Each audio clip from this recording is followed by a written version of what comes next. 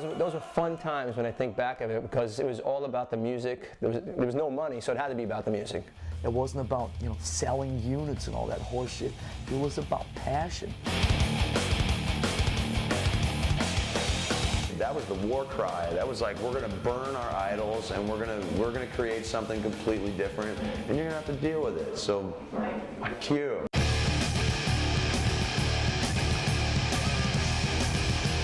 It was very easy to just get raiding parties and going like killing posers and stuff, you know, not literally usually, but we'd pound on a few, you know, because they'd take our girlfriends. There was so much testosterone going on. I want to see a fucking mosh pit, New York style, right now! Come on!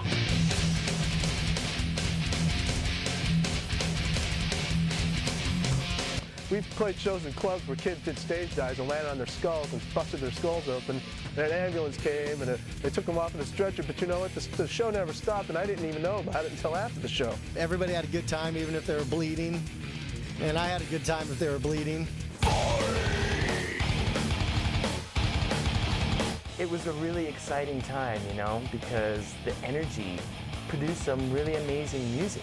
A lot of the bands back in the day, you know, they were doing stuff that was absolutely brand new, and it was like... They paved the way. No one ever thought about doing that stuff. They're geniuses, you know, for creating what they created, and, you know, totally paved the way for bands like us.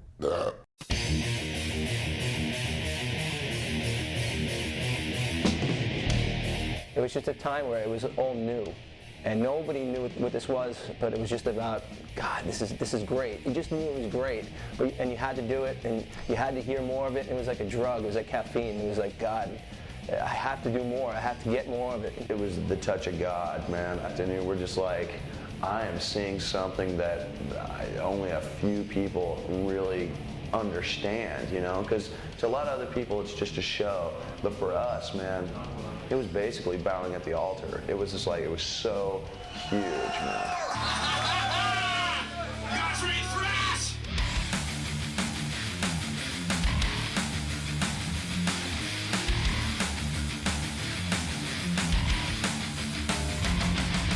With a torch we search for answers. We found the truth in loud detours. With a help from our ancestors, we're heading for the stars. We took a hit from San Francisco, we took a ride to NYC. Any influence it could be, so from Exodus to SOT. Thrash, thrash, thrash, we do it for the thrill, thrill, thrill. We're forcing you to march, march, march, united in today. I suppose thrash was born back in the early to mid 80s.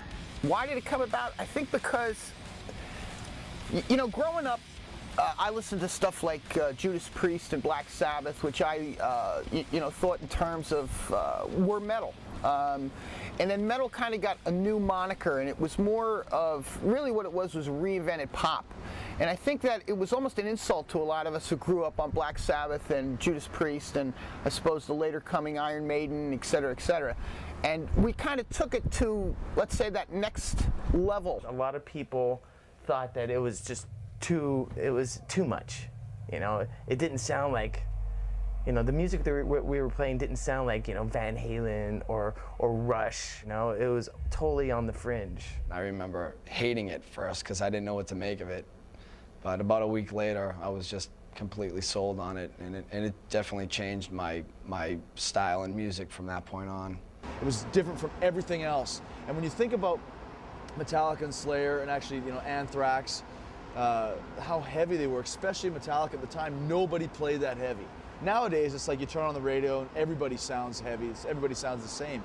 But back then, nobody had heard anything like that. It was the heaviest, fastest, craziest music you could hear. And that was the birth of thrash metal. When I was a kid, I started here, and I'm like, this ain't angry enough. I went to the next level. Got tired of that. This ain't angry enough. What can I get? Judas Priest. This ain't angry enough. I got to go further than that. I found Venom and Motorhead, you know, and all the fast, aggressive stuff. As far as always bringing up the energy level and things like that and getting faster, which was the natural progression, bands like Iron Maiden, such talented players, we wanted to also show how we could play our instruments. It wasn't about just playing fast. It was about playing some good, talented parts. You know, you had the new wave of British heavy metal. You had, you know, your gods like Priest and Maiden, and you had Motorhead, and we just took that, threw a little Discharge in, a little exploited, and there you have it. The word thrash originally came from the hardcore scene. Hardcore bands were playing fast and metal bands got influenced by it, thus you have thrash metal. The term thrash metal came about just because the crowd tend to thrash everything in their path, and it just kind of stuck. I've always been quite fond of the term myself. When I first heard the word thrash, I thought somebody was referring to trash, and that it was an insult. It's one of the names that when I heard it, I'm like, yeah, that's us.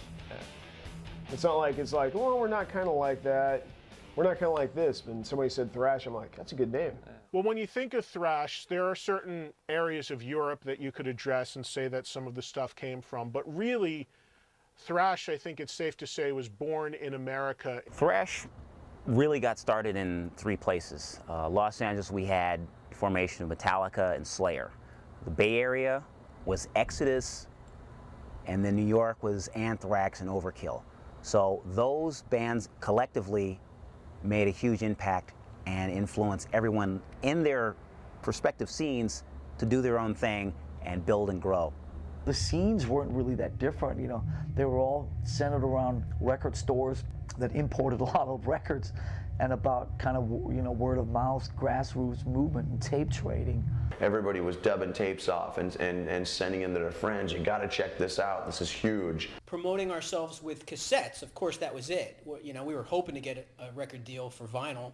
That's awesome, vinyl. But cassettes we could make and copy the labels on a copy machine, and there were enough underground magazines and college radio disc jockeys to send us stuff too. So whatever it took, stuff had to go out. By the time you got a copy of that demo, it was like the 14th generation of it. You could barely make it out, but man, you know, it was like it was that whole thing. It was like, hey, guess what? I got a demo you don't have. I'm super extra cool, but it was sort of like, it was the early version of the internet.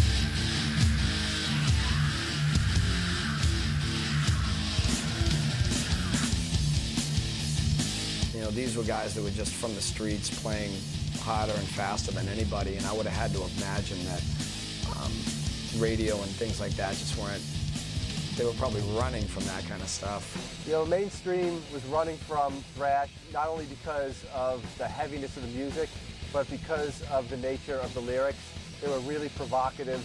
When we started out, we were kids wanting to sing about the heaviest things we can.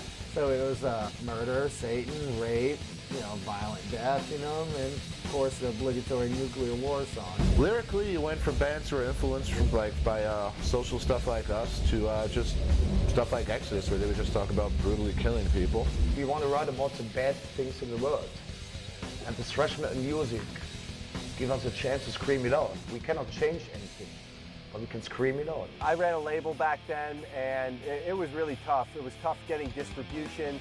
It was tough getting your record played on the radio. It was tough getting it on the shelves of stores. Mainstream America was just afraid of it. They didn't know what to do with it. You weren't expecting to hear them on the radio. You weren't expecting to see them on MTV. A lot of times you weren't even really expecting them to be able to put a record out, because especially in the early days, you couldn't find a record label that was going to sign them. The 2 big thrash labels in America were Megaforce and Metal Blade. Pretty much every country had one, but the 2 big American ones really launched all the commercial powerhouses. You got John and Marsha Zazula out in Jersey doing Megaforce. You got Brian Slagle out in the Valley in LA doing Metal Blade. Well, they were the people that actually put their money where their mouth is. Johnny and Marsha Zazula and Brian Slagle, and actually started record labels specifically to release these records. Metal Blade came first. Brian Slagle in Los Angeles was a music trader turned record store clerk, radio DJ, label entrepreneur, and he did a regional compilation called Metal Massacre.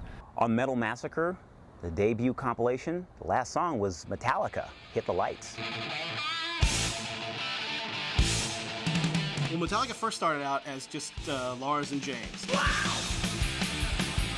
And they were basically just rehearsing in a garage someplace.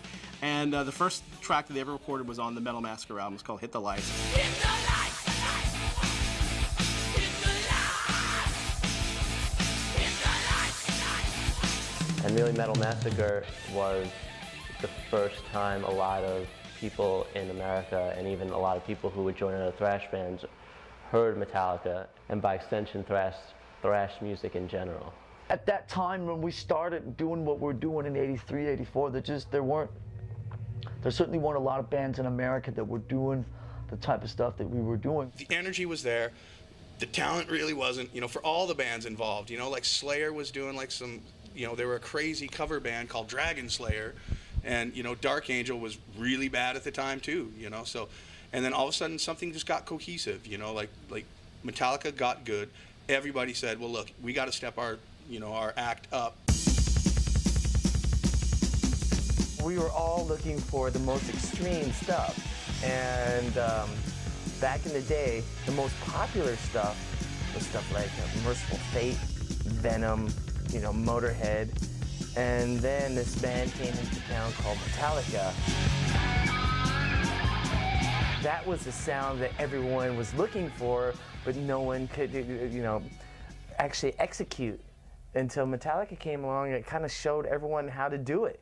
Well, the classic early Metallica lineup that a lot of people think of is, of course, Lars, James, Cliff Burton, and Dave Mustaine, who went on to form Megadeth. Metallica was like the rulers of the scene back then, not only because they were making great music, but mostly because when they came to the, like, you know, the scene was totally altered by their comings and goings of people in the band and what they were doing or not. And they kind of affected every band that they touched. They moved up to San Francisco, got a record deal, swapped Kirk Hammett out from the huge local favorite band Exodus, sent Dave Mustaine spinning back to Los Angeles where he formed Megadeth and vowed his revenge on Metallica. And while recording their album in New York City, blew the minds of Anthrax. Yeah, Metallica inspired Anthrax. We were like, holy shit, we saw those guys rehearse in the music building in Jamaica, and it was very intense. You know, there are pockets of bands in LA and pockets of bands in New York that played heavy metal, you know, but it was Metallica that brought it up to the next level.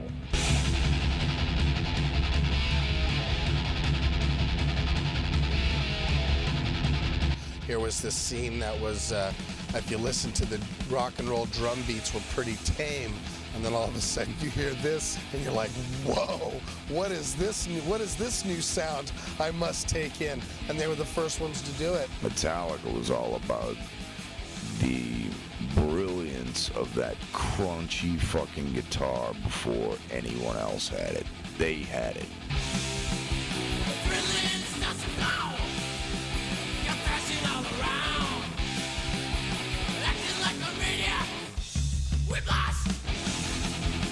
Thrash was an evolution. It wasn't created. I think Metallica, especially with Kill 'Em All, turned everyone's head. The impact of Kill 'Em All, the very first album, just blew everybody away. It was just so far ahead of its time. It was the ultimate thrash album. After Kill 'Em All came out, all the bands, the independent bands that got signed afterwards were just totally fast, you know?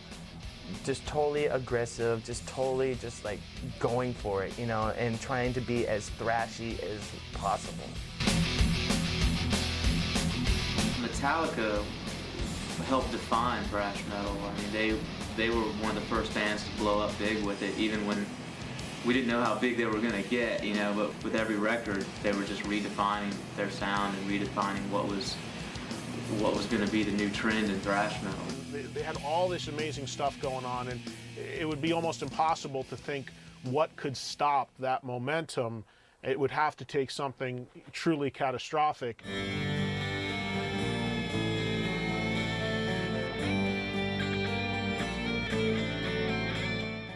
In September of '86, Metallica probably received the biggest blow, probably still to this day in their career. I'm sure they would say that. With the death of their original bassist, Cliff Burton. I was just about to go on KUSF, and I got a call, and it was KJ Doughton, their fan club guy, and he had just told me that Cliff Burton had died. They had a big accident in Sweden.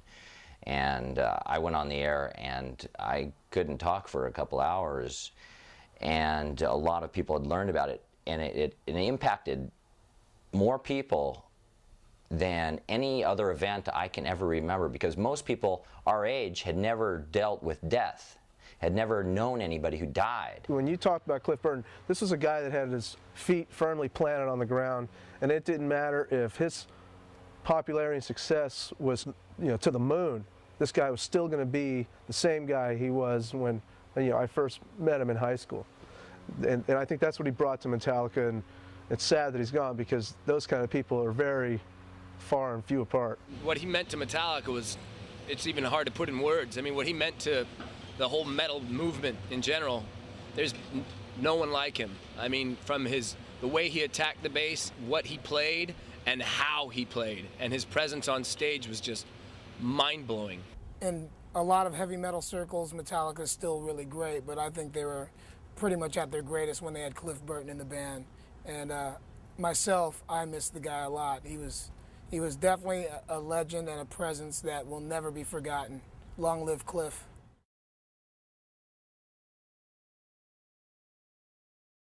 You saw them kind of gradually move away from thrash, and a lot of people feel that if Cliff had lived, that might not have been the case, and that he might have kept the band more pure to what they started out doing. But I don't know if that's so true. I mean, Metallica ended up becoming overall the biggest metal band really ever, one of them at least. I think Metallica is the Black Sabbath of our generation, the Led Zeppelin of our generation. And I think, I mean, Metallica obviously, first 4 records, classic. First 5 records, classic. They're the forefathers. We wouldn't be doing this without Metallica, without having heard Metallica. So they have, you know, forever everyone's respect in metal for breaking through and doing what they did and helping totally define the genre.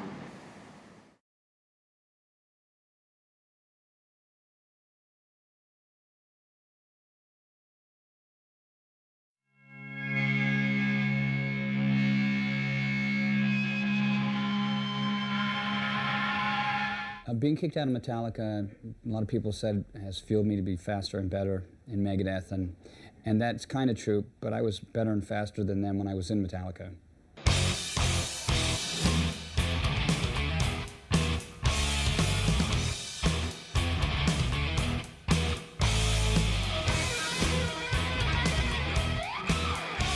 When Dave Mustaine was kicked out of Metallica and replaced with Kirk Hammett from Exodus, it was a huge blow to him. Metallica were really a band where things were starting to happen, and Dave was such an instrumental part of their sound. I always thought Dave was really the best songwriter out of Metallica, and to some degree still do.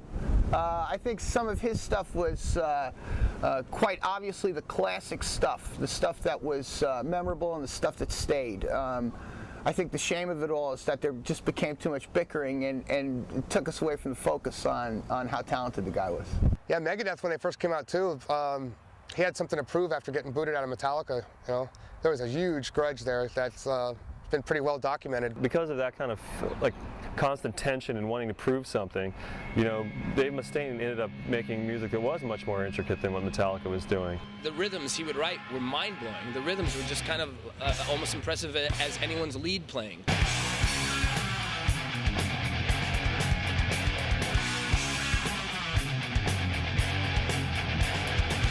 That was the fastest shit going on at that time. You know, that was before Slayer was going Mach 10.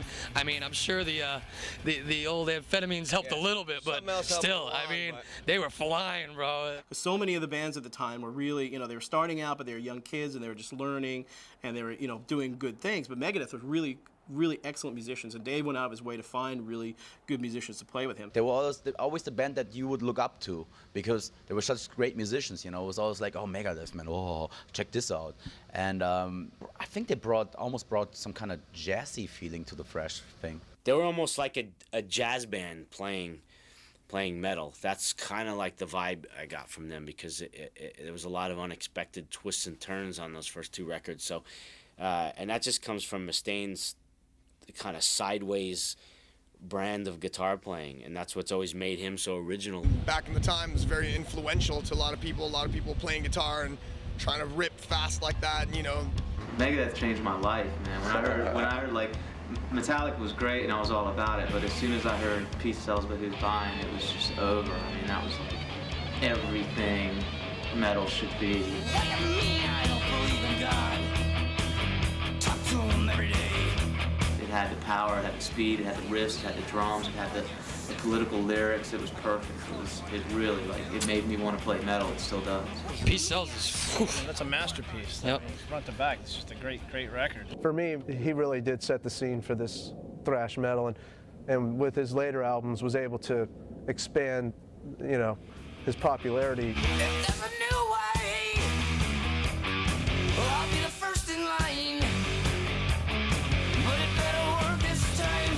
The sad thing, and this is really strange, when Terry was playing with Megadeth, I showed him a lot of my style.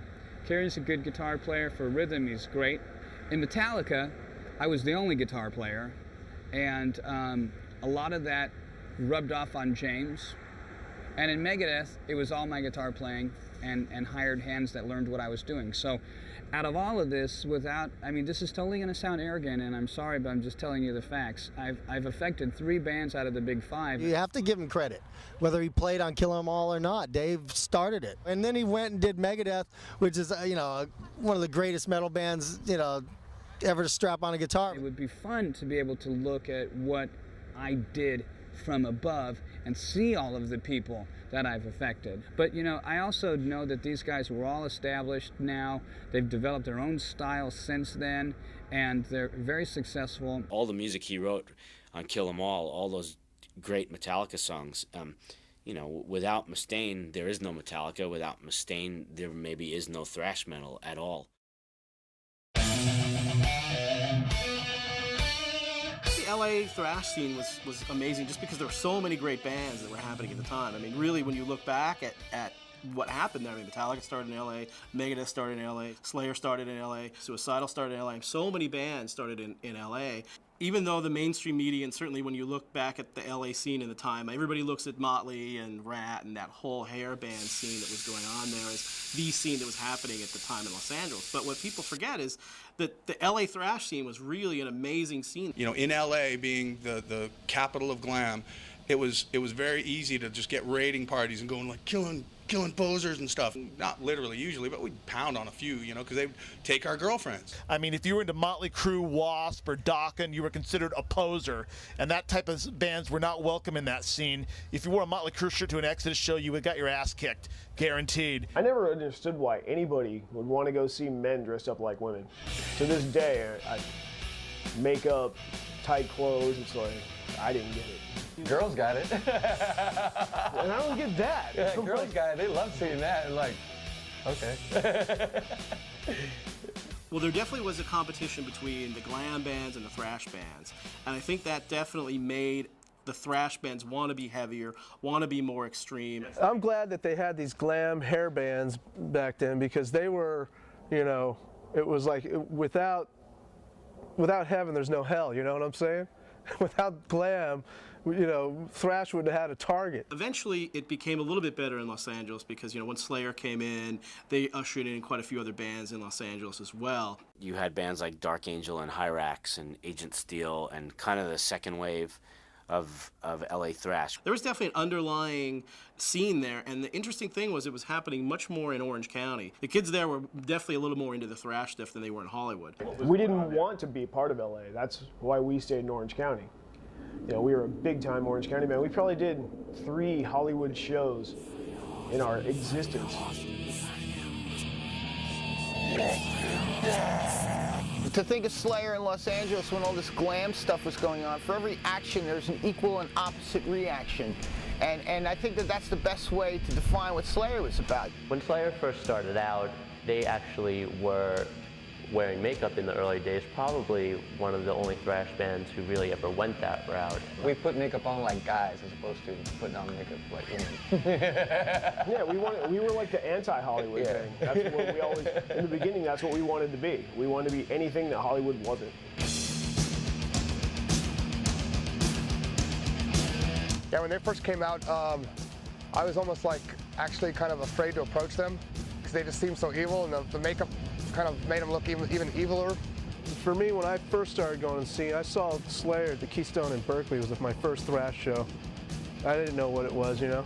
And I was standing up front, and they went on, and the pit exploded, and it was just like, oh, this is thrash. I remember the first time seeing them live in '86, and I was literally scared to get near where the action was happening. I mean, I went to go see them in Wasp, but I'm like, I'm gonna get killed here. Seeing Slayer in the Mall was probably one of the most religious shows I ever went to. It was the scariest place to be. I don't care who you were, and if you were Satan, you were scared. It was loud, it was heavy, it was amazing.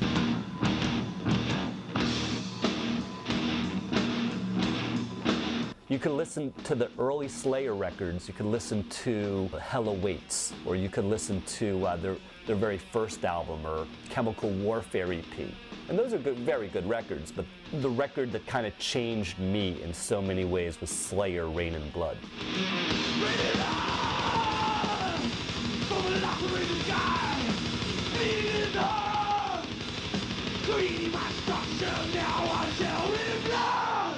The best album for me, it's easy. It will be Rain and Blood, of course. I mean, it's the thrash Bible, I would say. Dude, back in the day, if you put on Rain and Blood in a car with me and like my close friends, someone was going over the back seat into the, and stage diving and chaos. Well, definitely when Rain and Blood came out, that changed everything. The thrash scene and Slayer definitely went from being an underground phenomenon to being something that was huge and mainstream. And that record, to this day, is still one of the best thrash records of all time. And Angel of Death is probably, I mean, considered certainly by me and I think everybody else, is one of the greatest heavy metal songs ever. The way that I want you to die. Flow down, even decay. Shout the cleansing of life. Angel of Death, the heaviest song of all frickin' time. Can I just say that? Insane, and I hate you for writing it, okay? Because I wanted to write it. Angel of Death! March in the kingdom of the dead. Angel of Death is the most horrifying lyrical song ever. You know, it's like everybody else stopped writing. You know, you can't top that. That's the apex of you know, thrash lyrics or whatever, where it told a wicked story and it kept you completely engrossed, and you know, there's nobody could top that. Angel of Death! March in the kingdom of the dead. Infamous! Watch out! Angel of Death! Slayer is it as far as a live performance. You cannot see a bad Slayer show. It does not exist. It doesn't happen. So if you end up opening for Slayer, you're pretty much screwed. We got spit on the first night. We got spit on, but I just opened my mouth and caught it and said, yeah! Trouble, opening for us. Chicago band, right? So in the Aragon Ballroom, Trouble goes on stage. The crowd's chanting Slayer louder than the PA. I was like, wow, this is so fucking cool. And the drummer kind of snapped and he didn't handle it right. And it just got kind of ugly. Yeah! Slayer! Yeah! Slayer! Slayer! Slayer! Arguably the heaviest band of all time, and Slayer has never teeter-tottered or faltered for a second. And the integrity they've shown over those years has put them in a position where they are, where they've set the standard on what is heavy. Gods. Yeah. Slayer were pretty much the still reigning kings of thrash. I mean, you know, Slayer, they've influenced as many people or more as us in Metallica, you know. Well, Slayer really, when you look back on it, was probably the biggest and most successful thrash band from the LA scene. Even though Metallica started in LA, I think most people look at them and they really had their success when they moved to San Francisco. And Slayer was a true and true LA band. They still live in LA. And once they came out, you know, they influenced so many other bands, and you had a lot of bands that, if it wasn't really for Slayer, I don't think at the time in LA you would have seen any other thrash bands that were out there.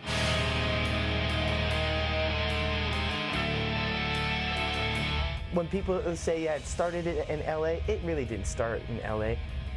Metallica was kicked out of LA because they weren't understood, you know? I'm sure that after the fact, you know, it was really convenient for people to say, oh yeah, it started in LA, but no, it started in San Francisco.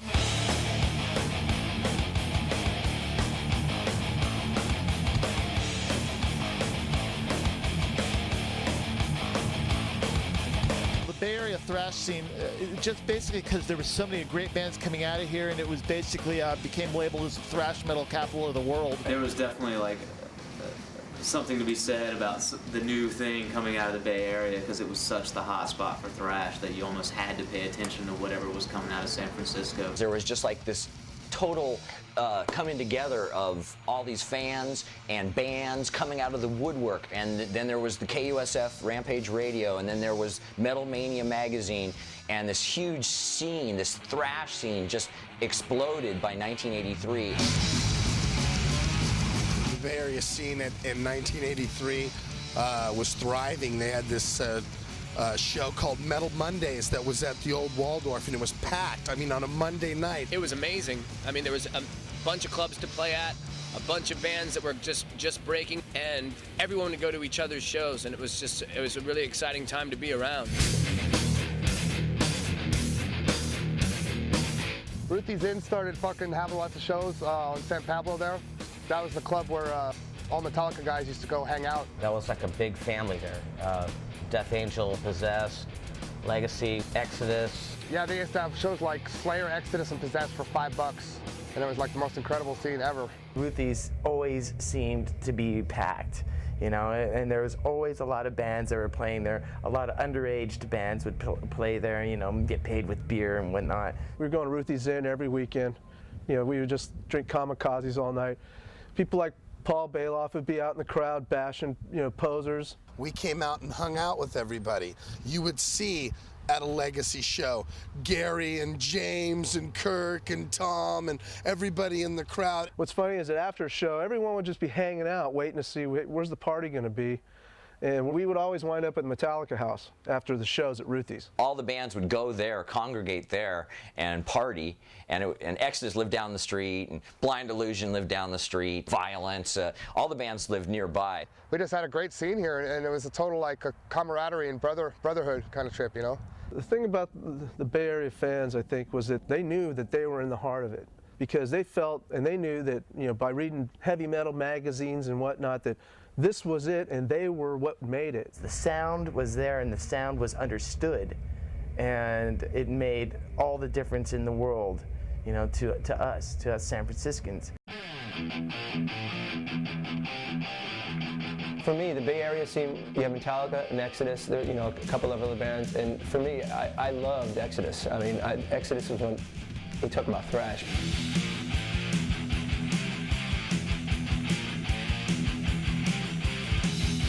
Exodus was so intense. The guitar work, the screaming, the yelling.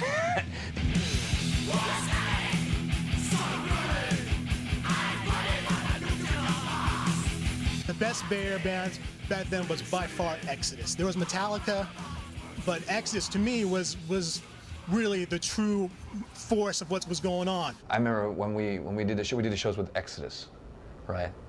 You know, you hear about bands, but this was like actually experiencing Exodus. You know, it's like we got to play like these guys because they were just intense. I want to see some fucking blood up on the stage. All right. I still have not seen a show as intense as Exodus. And when they played, when they say there's blood up on the stage, there was blood up on the stage.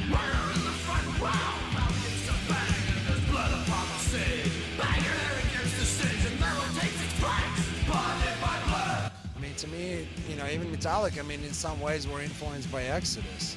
I mean, they even got Kirk, you know. Well, Metallica found Kirk Hammett playing in Exodus, and Kirk was a co-founder of the band.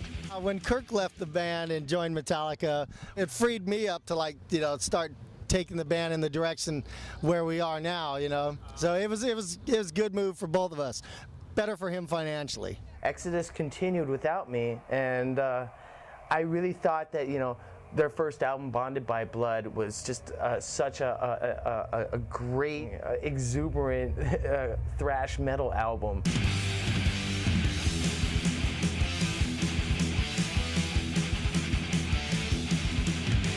To me, Bonded by Blood was a really cool and different album at that time, and I loved riffing on it. Exodus Bonded by Blood is the best thrash album of all time. I put it in and it just blew me away. It was insane. Just the raw power, Bonded by Blood by Exodus, with the alternate cover of the Siamese twin getting ripped in two.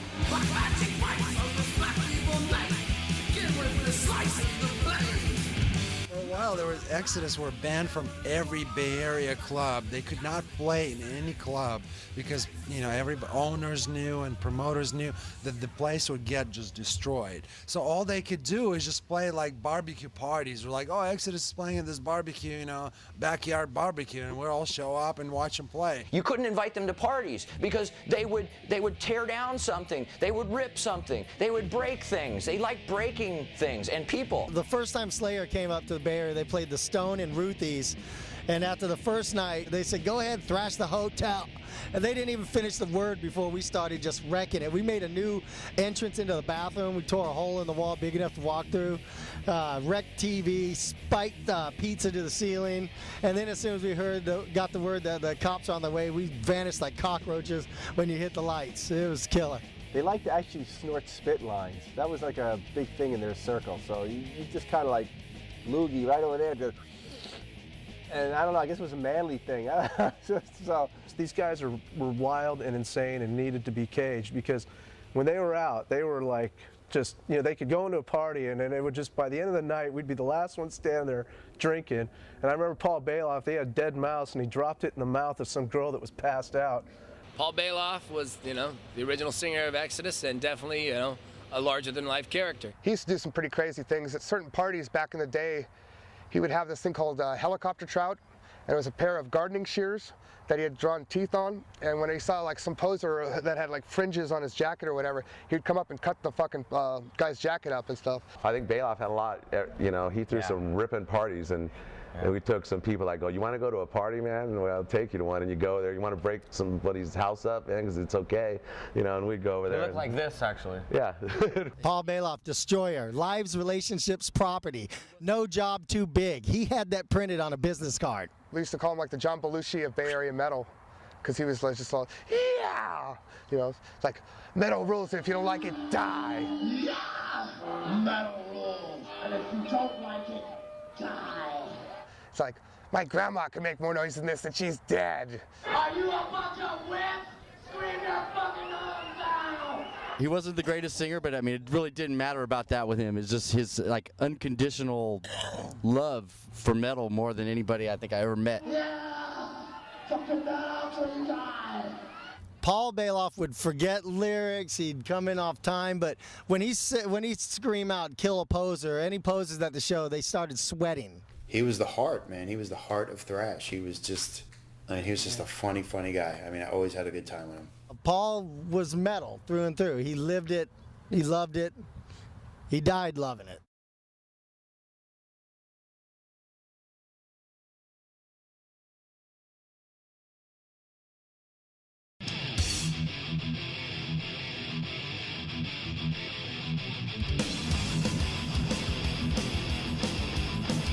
When Paul Bailoff left and Steve Seuss, or as we call him, Zetro, joined the band, there was plenty of reason for it. I mean, Exodus was a band that wanted to continue to work and go out and do tours, and they just weren't able to deal with Paul at the time because there's a lot of partying going on. I mean, if you knew Paul Bailoff, you knew that he liked to drink and he liked to do a few other things.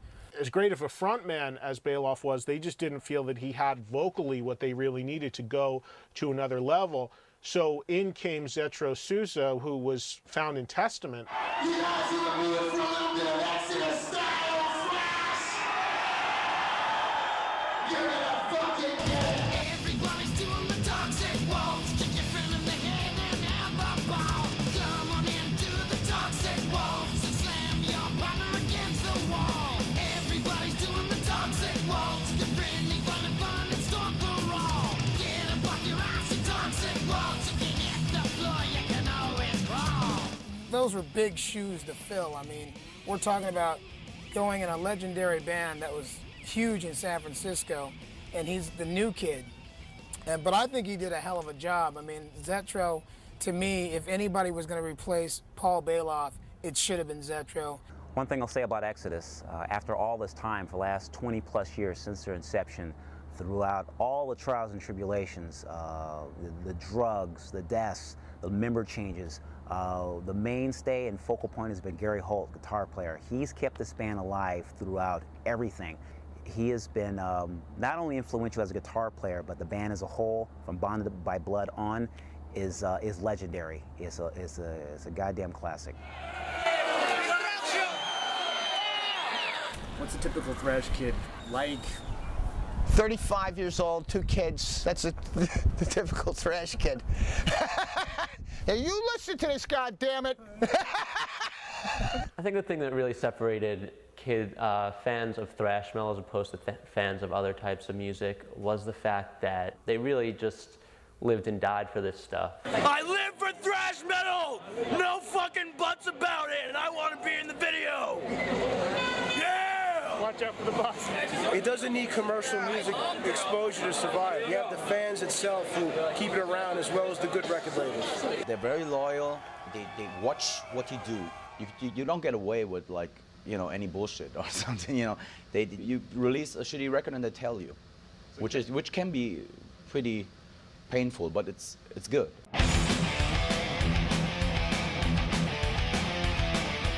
Every band that came through town that was a thrash metal band, they'd be there, and they'd most likely know most of the other people in the crowd there. There was a sense of community that you maybe don't find as much nowadays. I think if it's like a little brotherhood, a community, a certain camaraderie, knowing that, you know, not everybody out there is like you, and you take pride in that. You know, I walk down the street with the hair like this, you know, and people can judge me and think what they want. They can call me Howard Stern. I don't give a shit, you know, because I got metal in my blood, and that's all that fucking matters to me. This is stuff that, you know, has either got to find you or you've got to find it. You've got to have it in your blood. You have to have it within you. That dark, fiery pit inside you, spilling through your veins and coming out through your pores. The good thing about this whole thrash thing is that you meet people in all different parts of the world who have something in common, you know, so you always have something to talk about right away. I always think of the typical thrash fan as a tiny, teeny little part of Paul Bailoff. Just a massive energy, extreme, powerful, yelling, screaming. But intense and hardcore. Thrash fucking metal! Overkill! Thrash kids back in the day, kind of a lot of the similar things that Maiden fans wore. It was the high top running shoes, which I had, very tight jeans, tighter the better. Tight jeans, leather studs, long hair, it's gotta be all that. You'd wear, of course, your fine rock shirt that could be a t-shirt, but it was more popular to have the 3/4 inch baseball sleeve shirt. Tour shirts are preferable with the name of your city on the back where the band played. Tight blue jeans, the black t-shirt, the black leather jacket. The color black is eternal and universal with metal. I mean, even if you were, 1985, 1995, 2005, if you were black, it's, you'll always fit in. Long hair, and usually white sneakers the jeans were kind of tucked into. And this was kind of our uniform. You could identify us anywhere. We didn't look very intelligent, but we we looked committed to something, or should have been committed to something. But most important of all, and this is the ultimate accessory for a thrash metaler, is the jean jacket with the cut-off sleeves over top of the leather jacket with the patch on the back. Mine was Ride the Lightning, like this, Metallica Ride the Lightning, and then as many buttons as you could fit on the front. So you'd have all your buttons on there. Yeah, the guys were pretty set in what they had to wear to go to a thrash show. I mean, it was like the understood uniform that the guys had to do. But with the girls, I mean, you always have to have a little skin out somewhere. That's key, so that the guys take care of you. You gotta wear black, and then you just gotta rock out, so you do okay. No girl has a problem in a metal She's got show. about 10 guys that'll fuck anybody Exactly, up I have like that's fucking all them guys. I started listening to it when I was 11 years old, and I just liked it. I loved it from the very beginning, and here I am. The ongoing joke was, what has 2,000 legs and 2 breasts, an overkill show in Germany. But that had changed over the years, and sure, there's been plenty of girls who've come to our shows. Smart girls get off on all that testosterone. It's pretty heady stuff to be in the middle of a pit with all that smoke and smell and sweat. Besides having my daughter, it was the best thing that ever happened to me in my life. Knowing these bands, being in that time with all these people was the most fun I ever had. It was just in my heart and soul. I loved it. and I couldn't explain it any other way. It attracts all types of people, not just, you know, your typical long hair, muscle bound, cut off t-shirt freak, you know. It's kind of transcended more than just thrash. You know, it's funny, you know, you're talking to somebody afterwards, and one's a college student, one's a high school student, one's a real estate agent, and in one case I met an attorney. You know, but one. But it's unique that it has a blend, like all kinds of music, I think. Having a good time. Have a good time all night. Thrash accoutrement would be the mullet and head banging, and then if you're a little more adventurous, stage diving and getting in the pit and moshing. Most of those bigger bands were separated from their audience because they were all playing bigger places, and we were at the club scene where you're on a stage a foot high, and it was easy to get up there and jump off, and they weren't part of that, so they didn't write their music for that. Crowd doing this thing called thrashing. Yeah, that stage diving stuff. Stage diving. Yeah. What the hell? Never saw anything like it and was immediately addicted to it. Took headbanging to the next level. We used to all just bang our heads so unbelievably hard, where the first 15, 20 rows of the real intense fans at any show, all you would see were heads going like jackhammers and hair flying all over the place. There's no way that, we're gonna let anybody walk out of any place that we play without a feeling of fulfillment and without their damn necks hurting. Come on and see some heads move in, some people flying through the fucking air! I like to be in the front row and headbang, but it got kind of hard because I had to keep ducking and making sure I didn't get kicked in the face by a stage diver. The people here trying to be as cool as they can about people stage diving. Try to cooperate with the guys working the stage, okay? People had never seen anything like that, so when you did play, the bouncers usually would shit their pants because they weren't used to seeing kids stage dive and, just the pit just going crazy, ape shit, kids beating the shit out of each other, but having a lot of fun doing it. You fuckers are sick! That's the one thing that people will always like when they think of this thrash. They'll think of kids beating the shit out of each other in the pit. It was totally insane. Like if you went to a show, it was basically like going to a football game or a wrestling match because you knew you were going to be a part of the show. Everybody had a good time, even if they were bleeding. And I had a good time if they were bleeding. We wrote knowing that it was just like people were going to go crazy at this part. You actually call it a mosh part. You couldn't wait till you got to that point of the song, and the fans couldn't wait because as soon as you would break into it, they would break into this, and the whole audience was going around, and it was a sight to see that it'll never happen for our first time again.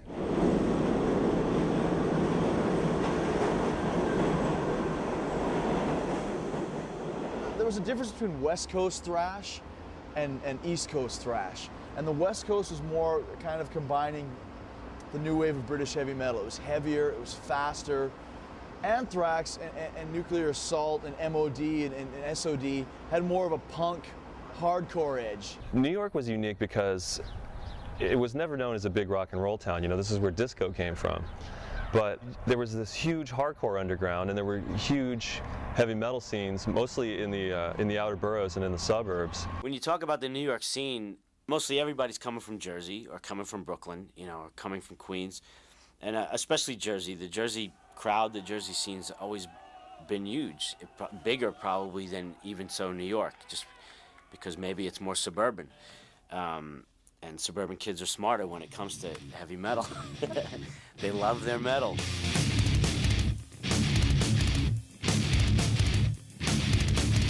Down in Jersey, there was a group of metalheads called the Old Bridge Militia. The Old Bridge Militia was just like a real tight group of people that just felt the music. It really was something that you felt in your heart and your whole body. They were nothing more than just a bunch of guys who loved metal.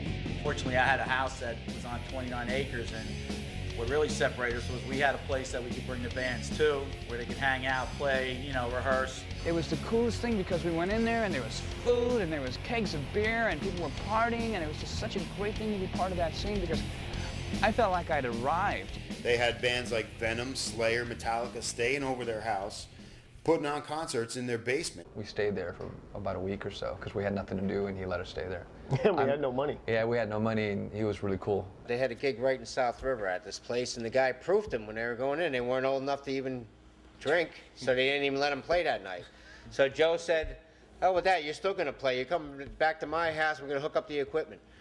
Hooks it back up, we get a keg of beer, and there you go. You got it. Slayer did a show for us downstairs.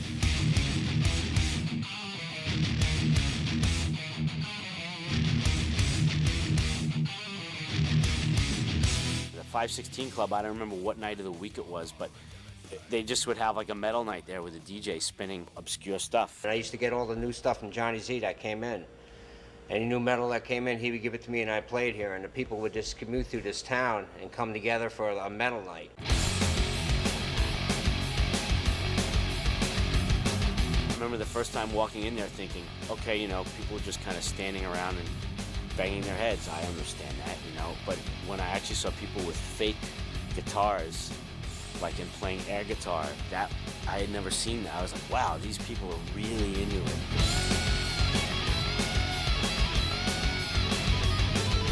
Forget if you had a broken leg or something, you know, you come in crutches and If you had a crutch, forget it. You weren't going home with your crutch. Anything we could possibly find, and then after a while we got custom air guitars. We made them ourselves, and they had little knobs on them, and we'd have telephone cord for the. I ain't proud of that. Yeah. We came out to the East Coast in March of 1983, and obviously there was a scene. You know, most of it was based around John and Marcia Zazula, Rock and Roll Heaven in New Jersey. There was obviously a bit of a kind of a grassroots thing happening over in at L'Amour's in both. There was one in Brooklyn and one in Queens. If you're looking for a change in beat, take a walk down 62nd Street, where heavy metal lives. Welcome to L'Amour.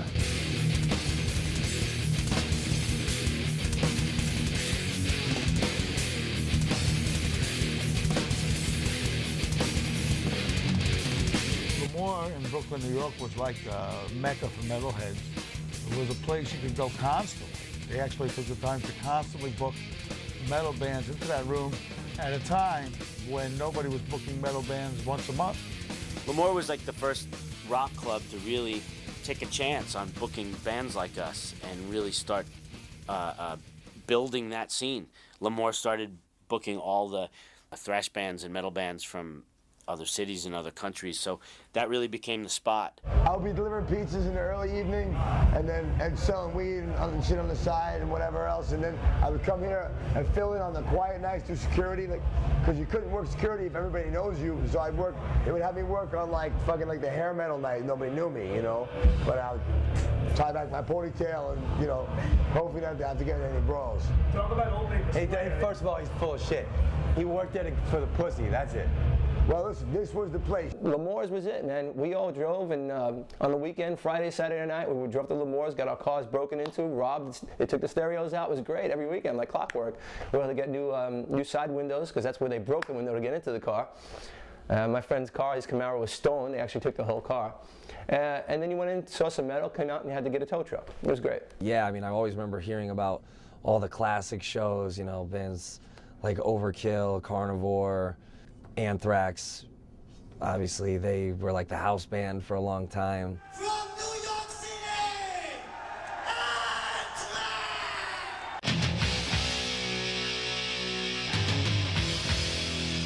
Anthrax was part of the Big Four, meaning the biggest four thrash bands: Megadeth, Metallica, Slayer, and Anthrax. Definitely a very influential band, great band. I mean, a band like Anthrax was so ahead of their time. Anthrax, to us, all the guys in our bands, Anthrax was a huge inspiration.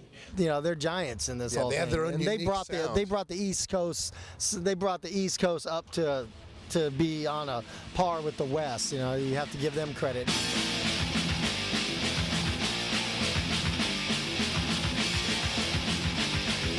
Anthrax was cool because they were totally different than you know, the other bands that were out there. They actually had singers, you know, singing over the heavy thrash stuff.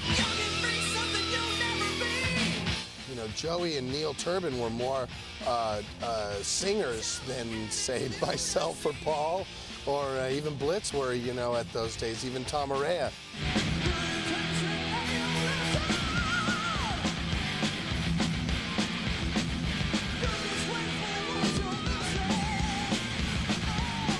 We sang more of a harsh thrash, heavy type style, and Joey actually sang, which I thought, you know, with the heavy rhythms sounded great. I thought they had a real good chemistry. You had bands like Exodus and Slayer that were just, you know, I mean, just ripping it out.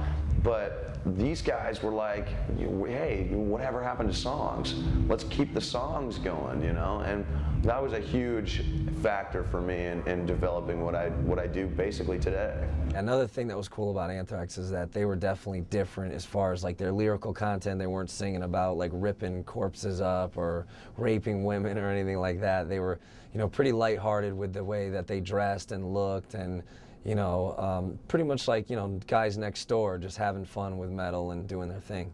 They really brought a lot of their love for comic books and Stephen King movies and that type of thing. They put all that into their lyrics. That was their trip. You know, they're like, hey man, we're all just normal people, all just nice guys. But when I was an angry 19-year-old kid, I was like, come on now, we're all like ready to kill, come on, Jesus. One listen to the music, their music was just as lethal really as any of those other bands out there.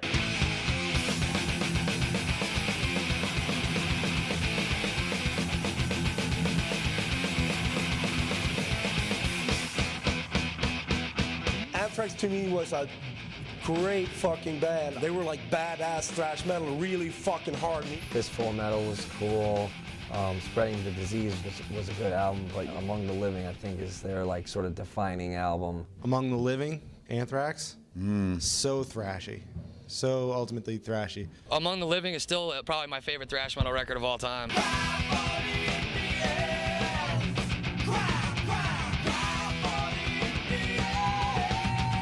I remember listening to it and listening to Indians, and just the harmonies on that thing with those huge riffs.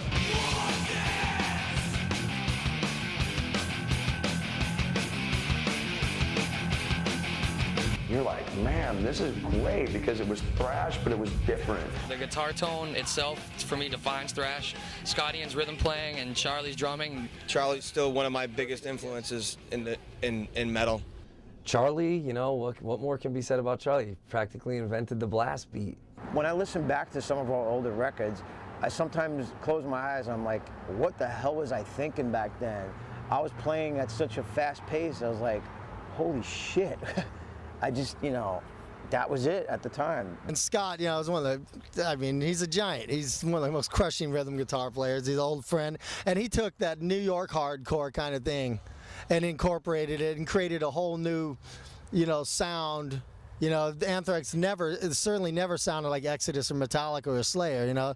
And to me, like, Scott Ian and James Hetfield are like the best rhythm guitar players in metal there ever was, you know. I think Anthrax also with, like, you know, like, using, like, the word mosh, it, like, started, like, the kind of, like, you know, the pop culture kind of moshing in metal, you know, like, caught in a mosh.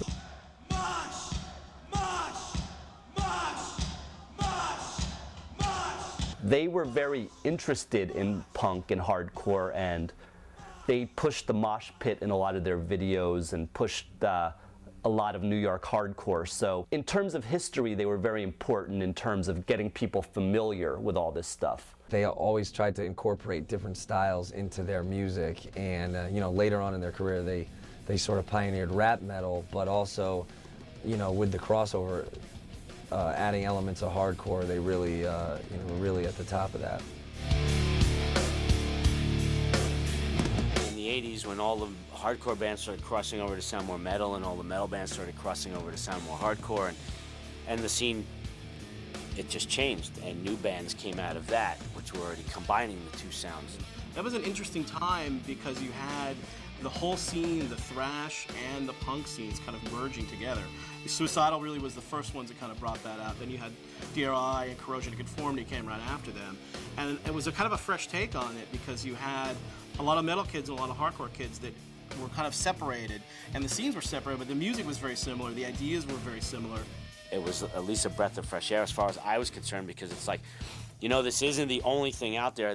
There's this whole other scene called hardcore and punk that all these long-haired leather jacket kids, they really had no idea about. Hardcore was the American response to punk. It was the kids from the suburbs weaned on punk who created their own movement. They liked punk, and they took parts of it, which was the aggression, the speed, the power, and discarded parts of it, which was kind of the arty side for a more hardcore approach. So that's why it was called hardcore punk.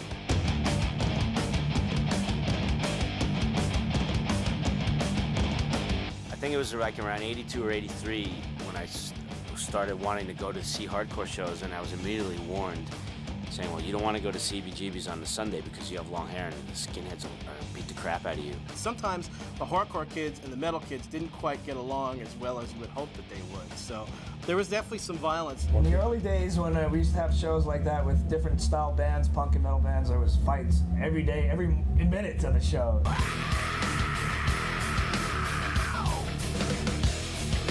It was just skins versus long hairs, man. And I was just on the back riding the fence, you know. I had a mullet, so, you know, I was in between. So there were like a few fights, like every now and then. Well, there were a lot of fights. And then, I mean, we played a show out here in LA in 1986 at the Olympic Auditorium where it was chaos. You had 3,000 people there, and it was you were either a skinhead, a punk, a suicidal, or a metalhead, and they all hated each other. Everyone was just beating the hell out of each other. For no reason, It had nothing to do with moshing or slam dancing. It was fights. It was packs of gangs chasing other people. It was unbelievable. That was the craziest fucking show I think I ever seen in my life. There's actually 5 separate pits. I mean, we're talking huge fucking pits, man.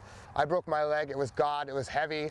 It was, I don't know, you had to have been there. It was insanity until finally a full-scale brawl broke out on stage with us between a bunch of suicidals and a bunch of these like biker-looking guys, and we had to stop our show when someone got their head split open by the bottom of a mic stand. I'll never forget. There was a kid who went in through the front. He went in through the front door. He had his ticket. He had his friend with him. He came in intact. I saw the same kid go out that same door. Blood just all off the side of his head.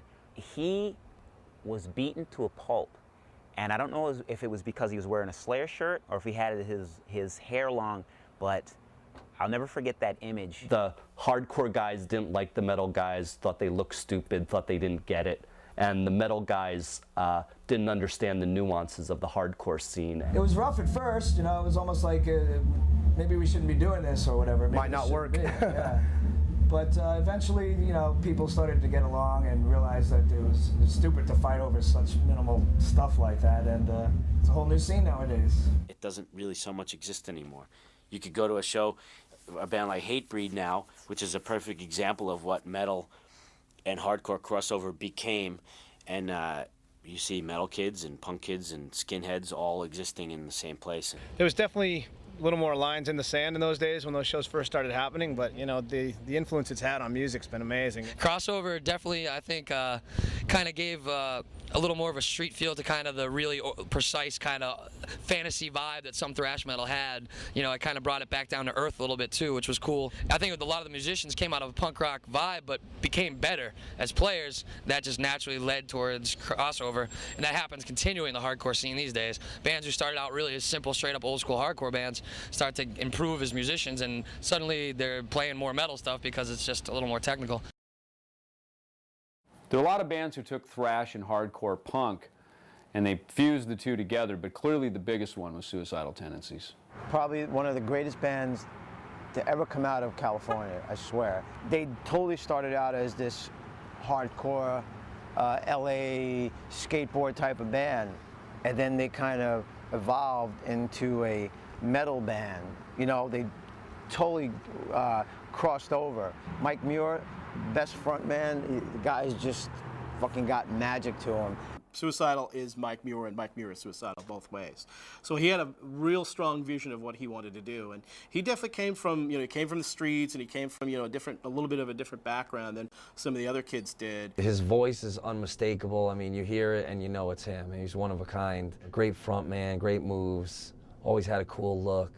I could never pull off the bandana, but I always liked, you know, how he rocked it. Rocky, their guitar player, was very much a metal type of guitar player, but then you have the singer Mike Muir, who's got all of the attitude and the in-your-face, fuck you, of a punk rock singer. Rocky George was such a thrash metal guitar player. Like, no matter what Suicidal was doing and how punk they were or how funk they were getting, he always had a riff for you, always. And Rocky being black, I mean, now you're throwing another component into it, into what, you know, most metal music has traditionally been kind of a European, you know, descent, which by its nature is, you know, called white Caucasian type of music.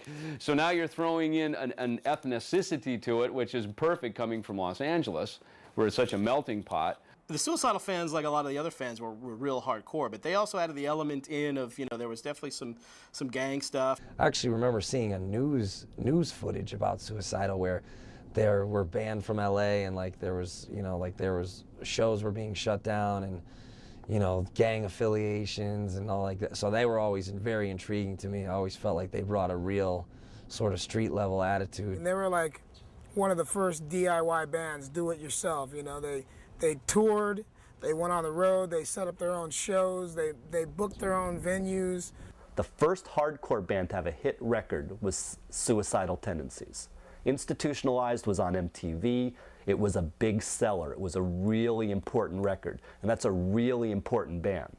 And that first Suicidal album is such a classic to me, and it still holds up today because those songs are like pop songs. They wrote pop songs, but in a really, really aggressive style. I'm not crazy, here's the design. You're the one that's crazy, here's the design. You're trying to be crazy, here's the design. What 16-year-old angry punk rocker or metal kid did not know the lyrics to Institutionalized? I'm okay, I'm just thinking, you know, why don't you give me a Pepsi? She goes, no, you're on drugs. I go, Mom, I'm okay. When their video Institutionalized hit MTV, I mean, we were all like, you know, all I wanted was a Pepsi. I go, Mom, just give me a Pepsi, please. All I want is a Pepsi. And she wouldn't give it to me. All I wanted was a Pepsi, just one Pepsi. It just fit right in, you know, once the metal kids started discovering Suicidal, and then Suicidal actually then really kind of crossed over eventually and became more strictly a metal band. I'm not crazy, here's the design. You're the one that's crazy, here's the design. You got to be crazy, here's the design. They take me in and introduce and say what's the only solution you can need from the I'm protected from the enemy myself. Doesn't matter, I'll probably get hit by a car anyway.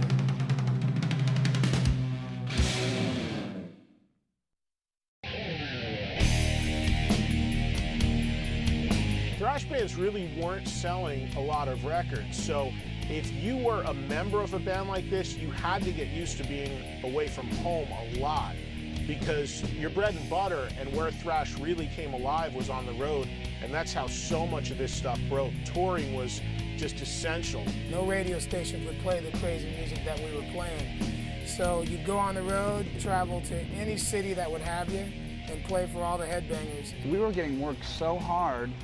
You know, and if you're just playing guitar or you're just playing bass, it's a lot easier than playing guitar and singing. You know, I was getting ridden hard and put away wet every night. It was just destroying band morale. There was always plenty of excess. If you wanted whatever kind of drugs or whatever kind of alcohol, it was there. And you couldn't really be doing that stuff every night because you had to play shows. And when you were playing this kind of music, playing that fast and that hard every night, a lot of guys after a while got either sick or had to quit or leave the bands. Once I got out and did what I had worked so hard for, I realized that I just didn't want to be involved in touring and that lifestyle. It's nothing that any specific event it triggered. I didn't like the road at all, and I wanted to have a family. You go on the road for 3 months, you come home, you find a job. 2 months later, you go back on the road for 3 months. You come home, your employer's first question is, well, where'd you work last? Oh, I worked here. How long were you there? 2 months. All right, it's not exactly a glowing thing on your resume that somebody wants to hire you. A lot of us as musicians, being as young as we were, got disillusioned by the business, thinking that, you know, you've got those dreams of being the rock star on the big stage playing Madison Square Garden and whatnot, and here you are 3 years later and you're still touring in a camper and you know, you're still not making money. It hasn't gotten any better. The same thing happened with just about every other band in that scene at the time. Over-touring, overplaying, going out, limited marketplaces. You go into a venue, you're told one thing, you get another. I played at a place in Milwaukee one time, and the guy brought us dinner, and it was fucking Dinty Moore beef stew. I'm sorry you have to beep that, but it was pathetic. You're really like living hand to mouth on the road. It just becomes to the point like, why are you still doing this? It's like your heart has been bruised so many times that you're just not into it anymore. But it was hard on all of us. I mean, even some of those bands now, a lot of those guys aren't in those bands anymore because either they're gone, they passed away, or they just couldn't handle the lifestyle anymore. A lot of guys ended up quitting. But the ones that last are the few and the proud. I mean, you know, it does, you know, pay my bills, you know, and I have very few job skills whatsoever outside of playing guitar, so I have to, like, do what I do best. But, you know, every moment you have where you're, like, a little, like, you know, oh, I'm a little homesick, okay, well, then there's, you know, 100 moments that are, like, you know, just priceless fun. I know it from the bus. I know it from living on the bus. I know living in parking lots. I remember sitting with Dee Dee, you know, a few years back going, geez, I'm a 36-year-old man who lives in parking lots. This is fucking awesome. It's comic book life. I mean, it is such an improbable way to make a living. Not that it's a living, but it's such an improbable job to have. Yeah, the road definitely is not for everyone. You know, having done over 1,000 shows in the last 4 years, I can say that you got to be cut out for it.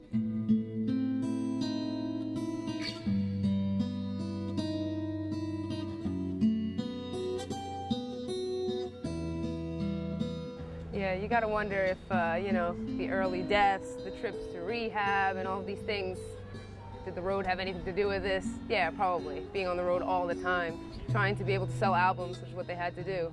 There are definitely some major casualties, and you look at Cliff Burton, which immediately comes to mind, and the bus accident. You had Death Angel, who were in a horrible accident. Those poor guys, some of them were seriously injured. It was horrendous, basically. You know, Andy got really badly injured, and you know, I got slightly injured. It's pretty much the worst day of my life. So I just, you know. It led to the end of our band. Absolutely.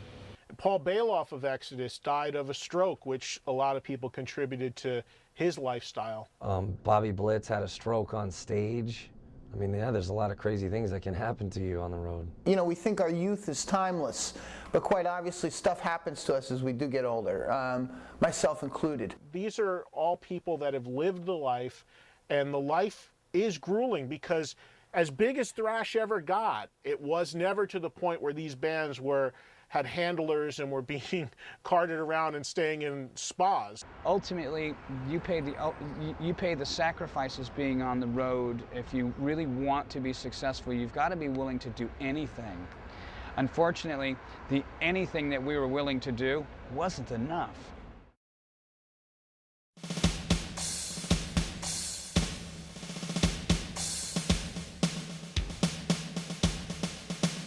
I mean, the thrash movement in general in the United States was quite large, and the buzz was undeniable. But then when you'd fly overseas and play there, it's another story entirely. We could not believe the reaction that we had when we first went to Europe. I knew there was a big thrash following, but not like this. Everyone was totally raging. The back rows were just as intense as the front. The Europeans, I think, were just so psyched to have entertainers from America coming there to play. You were like accepted sight unseen. The American fans were more judgmental when seeing you for the first time. You had to prove yourself. The only attitude those kids had was a good one. You could do no wrong in Europe, especially in Germany. Not putting down America, because we're an American band and I'm very proud of the heavy metal scene in America, but Germany is definitely one of the greatest heavy metal countries in the world. The shows are really big, the fans are completely diehard. If you're a thrash metal fan, that's actually somewhere you should go, because Germany kicks ass. I mean, you just have to see it to believe it. Oh, we figured only in the States they would know all about stage diving and having a pit going and everything, but over there they can compete with anything that they have here, anything. I mean, some of it was even better. definitely. There was a huge scene in Germany, naturally born out of the scene that was born in the States. In Germany there was a big underground scene, and a lot started it with tape trading of American bands like, you know, Exodus, Metallica. It was for a while, it was for like a family kind of thing. You know, all the bands would get together, party, and, you know, have kind of hang out at each other's rehearsal rooms. It was more beer drinking than rehearsing, you know. And in the summer we had a lot of parties. The way the Germans did it was they were 16, they drank a lot of beer, and they played as fast as they could. Sometimes they kind of went off the tracks a little bit. Yeah, it's a big difference if you listen to Exodus or Slayer or Sodom and Creator, you know. Because I think Sodom and Creator, they have an own style because they're coming from Germany. The German thrash scene, the vocals were more guttural, a lot of screaming. And they brought the Sometimes it was the broken the broken English that it didn't matter. All that you needed was guitars, screaming, shouting vocals, and loud amplifiers. To me, that was the most important part of what attracted me to the German bands. When I started listening to thrash, it was mostly like Creator and Sodom, the German stuff. In the German thrash scene, you had three big groups: Sodom and Destruction and Creator. But Creator were the band. They were the Metallica, in my opinion, of the thrash metal scene in Germany.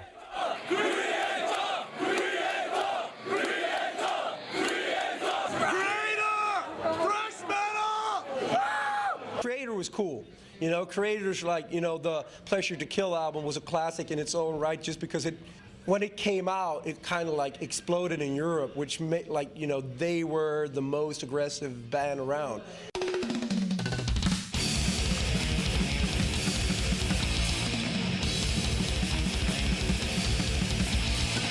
Creator's great. Definitely one of those, you know, European bands that I always think of when I'm looking back. I mean, you know, Pleasure to Kill. Pleasure to Kill, the best fucking album. Creator, I mean, in my opinion, their second album, Pleasure to Kill, was probably the heaviest, thrashingest album ever recorded. Coffin is open for me. I'll lay to rest. Nothing will set me free. I used to play a game where I'd play albums I thought were heavy side by side, song for song, on fastest and heaviest, and Creator were the undisputed champs. They beat everybody.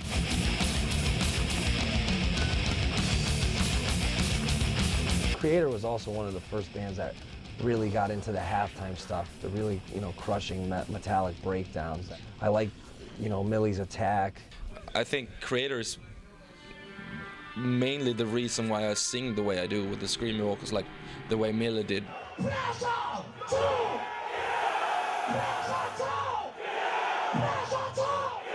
They did something a little bit different, though. They were a lot more political than most thrash metal bands really tried to go. I mean, if you listen to their lyrics, you'll learn that that band really had something to say.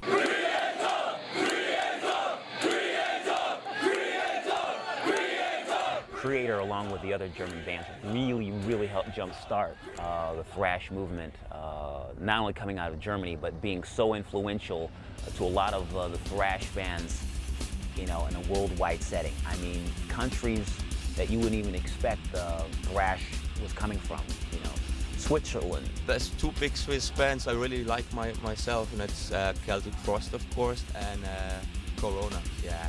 Good bands. In my opinion, Celtic Frost is the most influential one of them all.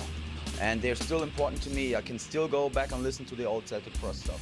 But they definitely introduced some elements you hadn't heard at that point, you know, like having female vocals. Always respected them for being like some sort of avant-garde or whatever. Canada may not be the first place you think of when you think of thrash metal, but they actually had a really cool scene and some great bands like Voivod, who are one of the most experimental of the thrash bands.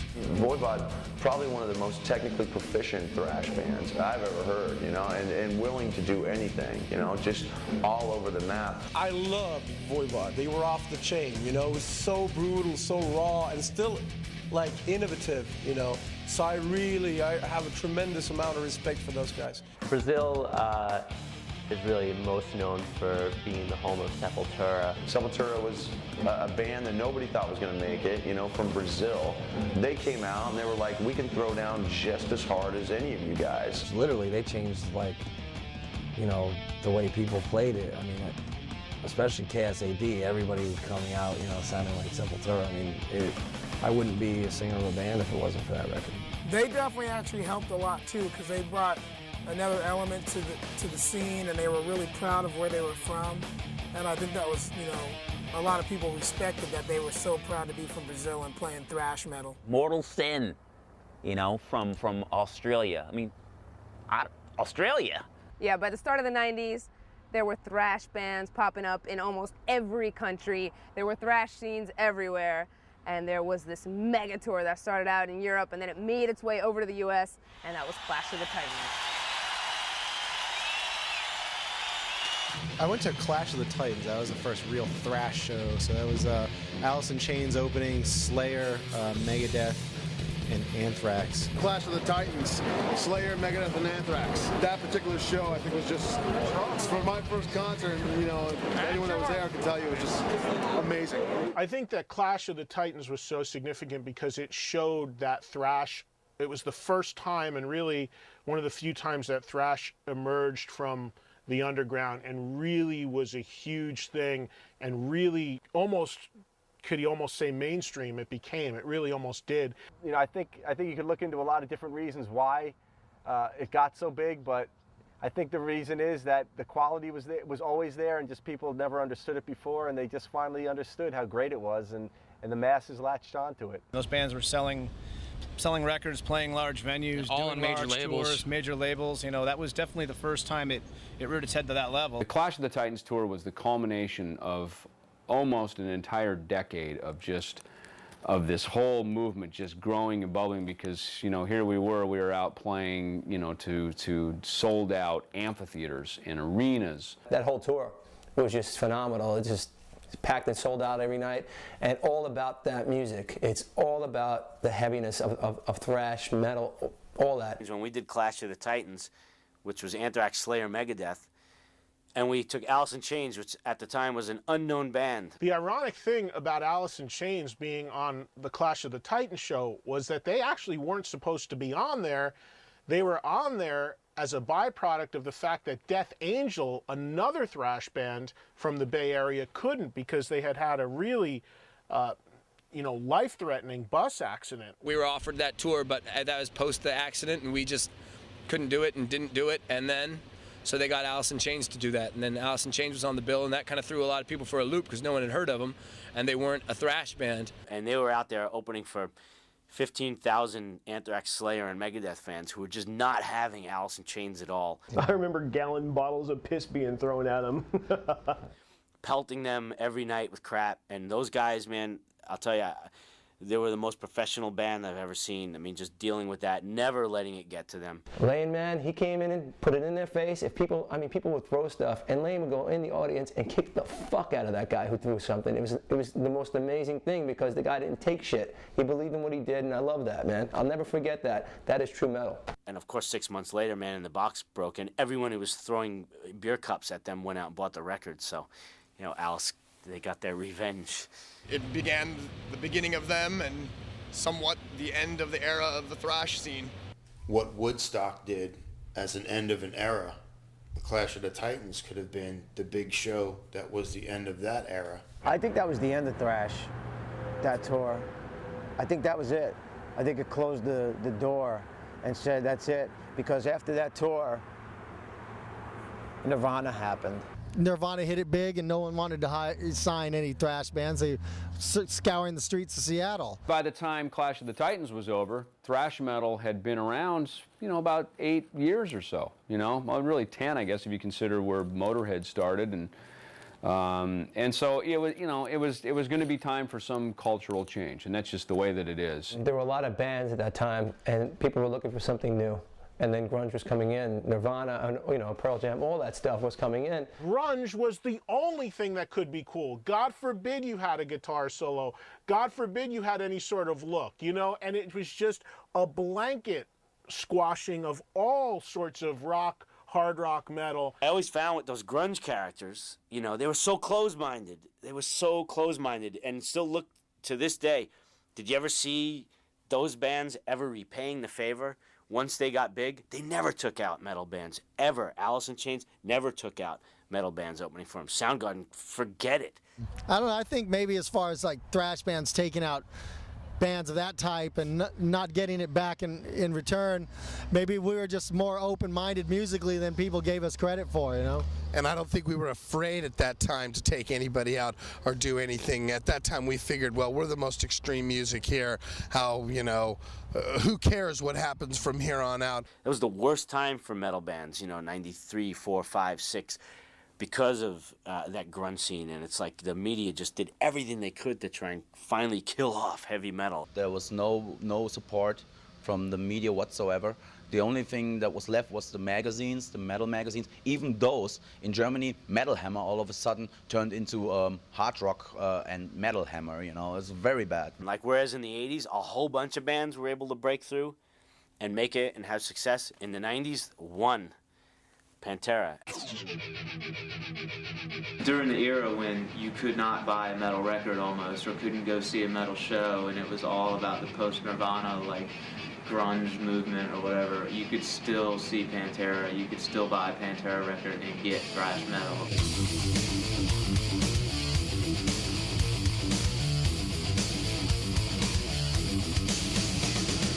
They showed that people still wanted to hear heavy stuff because they were going platinum at a time when you couldn't say metal. There was no metal being exposed anywhere. Metal was supposedly dead. And metal was Nirvana. Yeah, and they're topping the Billboard charts and going platinum.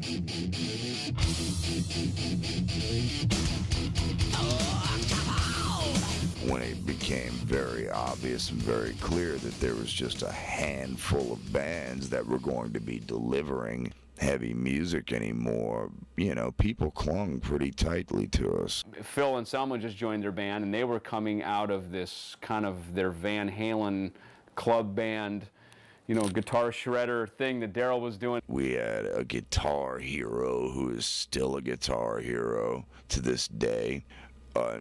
Insanely tight, unique rhythm section. The lead singer with no guitar binding him down, just freestyle lead singing. They were really morphing into what Metallica was doing and what the thrash metal thing that was going on at the time. They were heavy, they were thrash, they were metal.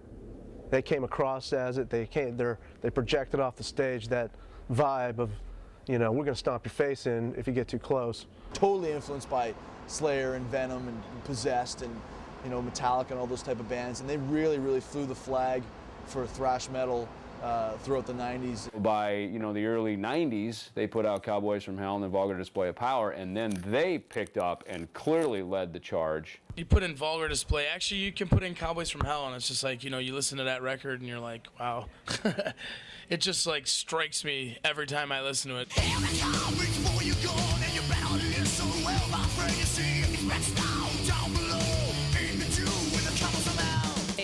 They made metal cool again. So why they did. And they brought the groove, you know, which was something that was going on in the hardcore scene at the time, but, you know, most metal wasn't grooving like that, and they just brought that groove to metal, and that changed the whole game, which is still felt today. I mean, most metal has groove.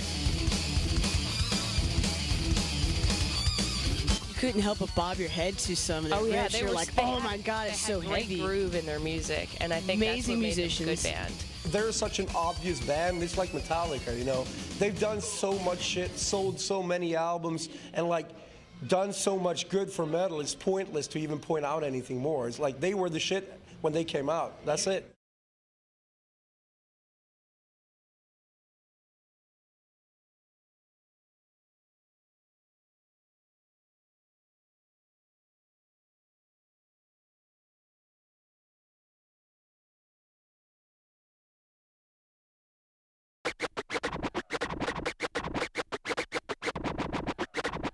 Grunge totally killed the hair bands. Didn't kill us, it just gave us a setback.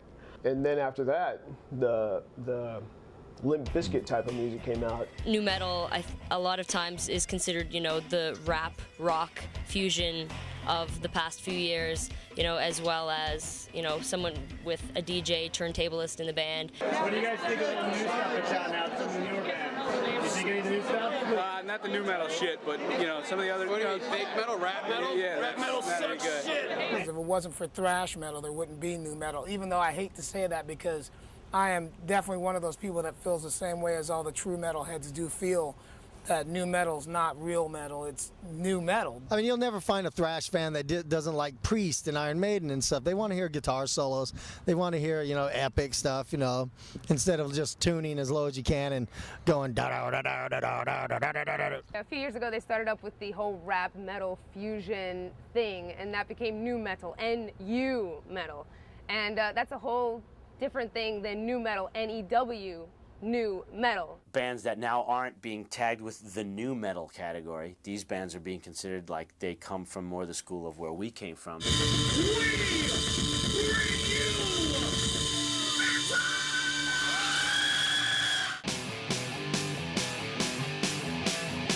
I love Chimera, I love Killswitch Engage, and In Flames.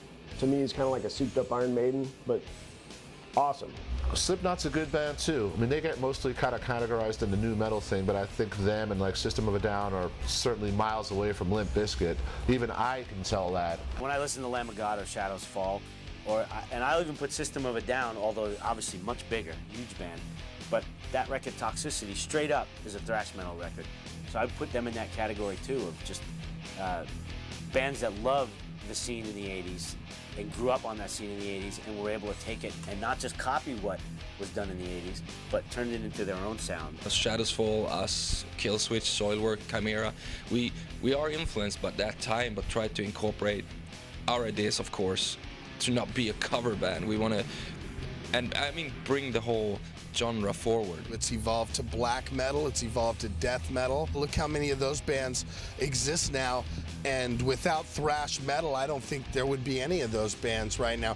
I know there's an underground movement that's happening, which is nice, because I think it has a big chance and a good chance to get up there and just blow out something new again.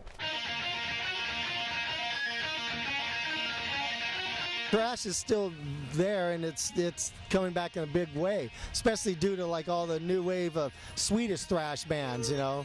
Now it's Sweden because they, for some reason, they play guitar. Like, I mean, all the Swedish guitar players that I know are, most of them are good, you know. I mean, it's frightening. The bands from Sweden, like the Haunted, Arch Enemy, you know, Carnal Forge.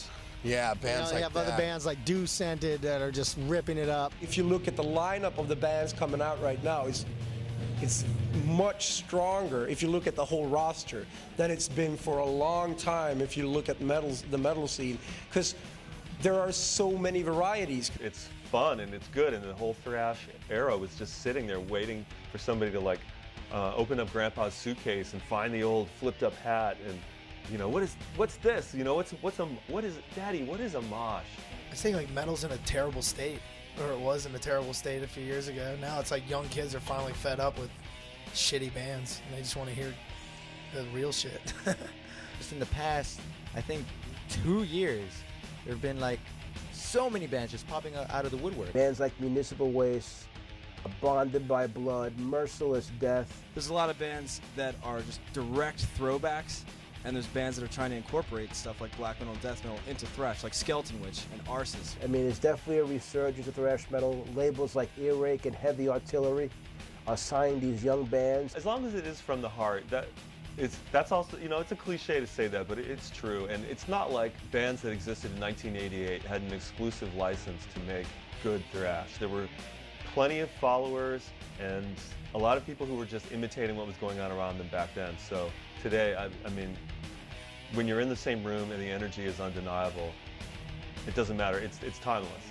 I mean, if you could have predicted, 20 years ago, when we were sitting there fighting the man, fighting the establishment, that one day you'd have a station you know, and, you know, that would be going from System of a Down into Metallica, into Godsmack, into Nirvana, into a Slipknot track, into Mudvayne, into something like Limp Bizkit, Korn. I mean, if you could have heard that 20 years ago, you would lose your lunch. Thrash has come full circle. I mean, it started in the underground, it rose up, and it became really big and really amazing, and then there was stuff like grunge and rap metal that kind of pushed it to the back seat, but it's managed to reemerge in bands that were influenced by those thrash bands of the 80s.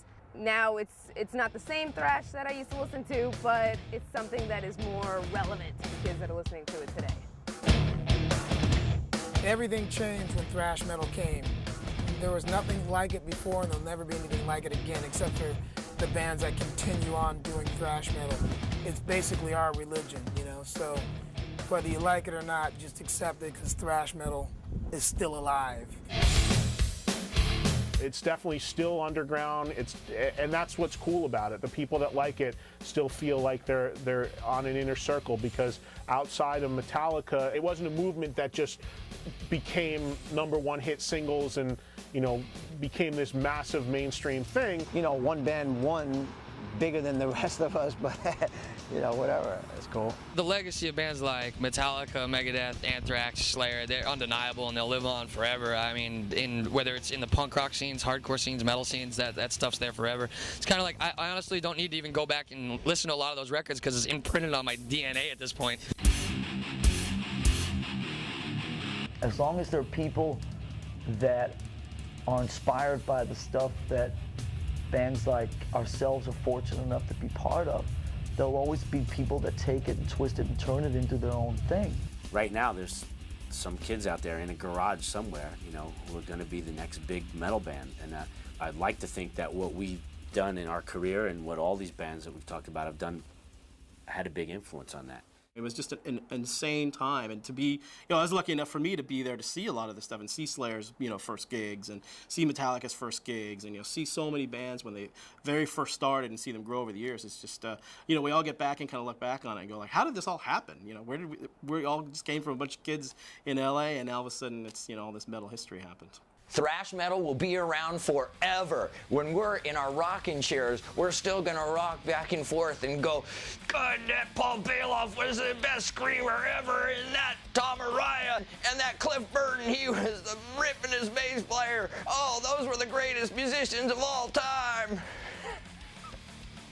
Is that okay? That's great. Perfect. I can see the show ending on that night.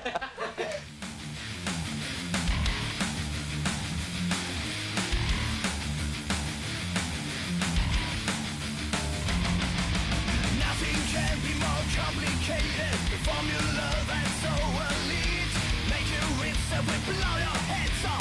Pumping leads that will tear you apart. The urge is buried deep within us. Crush the one that refuses to march. The law is metal, the metal is the law, and hell is breaking loose.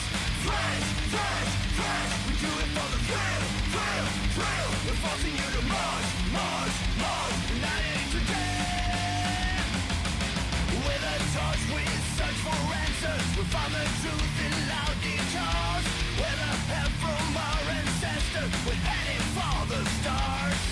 We took a hint from San Francisco. We took a ride to NY.